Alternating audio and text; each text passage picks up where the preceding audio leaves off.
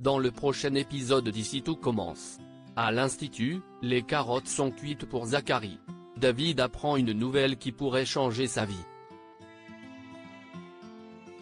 Pour Claire, le réveil est rude.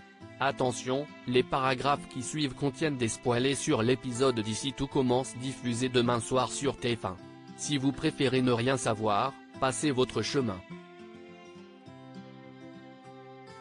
Jeudi 30 mai dans Ici tout commence.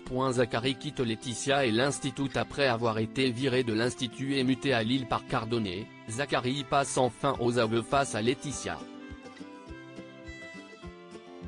Il lui révèle avoir eu une aventure avec son ex, Gabrielle, qui est à présent enceinte de lui, puis avoue l'avoir drogué et saboté Kelly pendant la Coupe de France parce que Cardonnet le faisait chanter. Il précise aussi que Tessier était au courant. Laetitia est sous le choc. Elle débarque en cuisine alors que Tessier est en pleine démonstration devant les élèves de sa masterclass et balance le dessert qu'il vient de préparer avec violence, l'accusant de lui avoir caché que Zachary l'avait drogué. Une fois les élèves partis, Tessier essaye de se justifier, expliquant qu'il voulait lui épargner cette peine. Mais Laetitia le connaît suffisamment pour savoir qu'il ne lui a rien dit uniquement parce que cela servait ses intérêts et sa vengeance personnelle contre Cardonnet. De leur côté, Kelly et Lionel sont assaillis de messages et de notifications sur les réseaux sociaux. En effet, Charlène a filmé la scène et l'a postée sur internet. Kelly et Lionel demandent à Enzo ce qui s'est passé. Ce dernier leur raconte que Zachary a saboté Kelly pendant la Coupe de France. Au même moment, la jeune fille reçoit un appel de sa mère en pleurs. Elle décide de la rejoindre. Pendant ce temps, Zachary se rend dans le bureau de la direction pour avouer à Clotilde, Rose et Antoine qu'il est effectivement l'auteur du sabotage de Kelly durant la Coupe de France. Il déclare ensuite que Cardonnet l'y a forcé en le menaçant de révéler sa double vie à Laetitia. La directrice de l'Institut nie évidemment en bloc. Sans véritable preuve qui incrimine leur supérieur, le corps enseignant ne peut pas intervenir en faveur de Zachary qui est officiellement licencié pour faute grave. Cardonnet réunit les élèves à l'amphithéâtre pour leur confirmer que Zachary a saboté Kelly durant la Coupe de France. Elle affirme être très choquée par ses agissements. Mehdi souligne toutefois que d'après certaines rumeurs, elle aurait mis la pression à Landiras.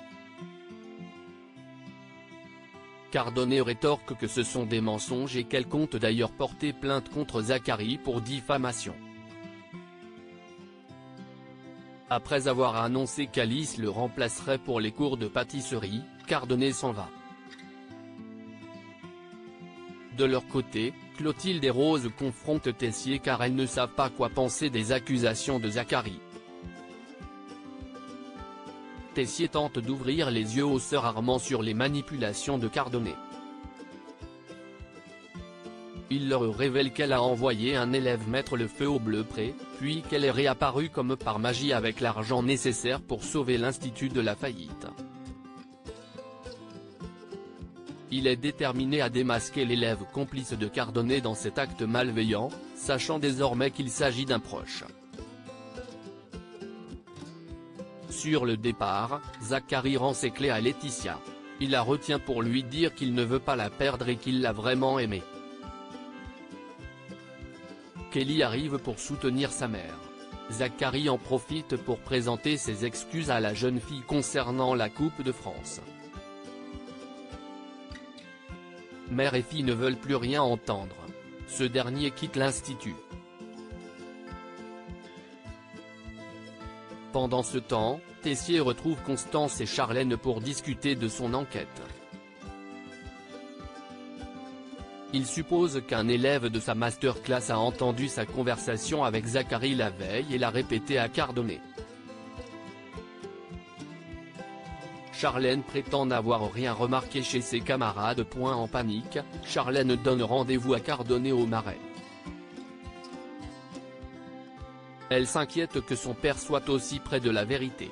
Cardone propose alors de lui donner un coupable en la personne de Mehdi puisqu'il était présent lors de l'incendie du Bleupré. C'est même lui qui a appelé les pompiers. Charlène n'a aucune envie de sacrifier Mehdi, mais elle comprend qu'elle n'a pas d'autre choix si elle veut sauver sa peau. David veut saisir une opportunité dans le parc de l'Institut. Gaëtan donne son cours de sport aux élèves sans aucune motivation.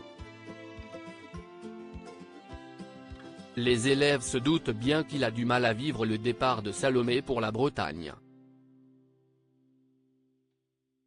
Soudain, Antoine interrompt le cours pour annoncer aux élèves que le sélectionneur du Real Madrid va venir à l'Institut le lendemain afin de trouver le futur chef de la saison. Si David est enthousiaste, il déchante en apprenant que la sélection n'est ouverte qu'aux 3e années. Ceux qui sont intéressés vont devoir présenter un plat au recruteur qui fera son choix. Malgré les critères requis pour le poste, David déclare à Tom qu'il compte postuler. Il s'y voit déjà.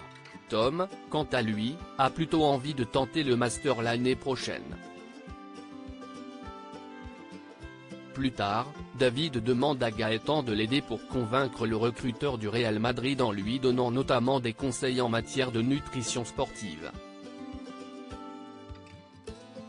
Gaëtan accepte volontiers. Réveil compliqué pour Claire Hinecourt, Claire cuve sa cuite de la veille.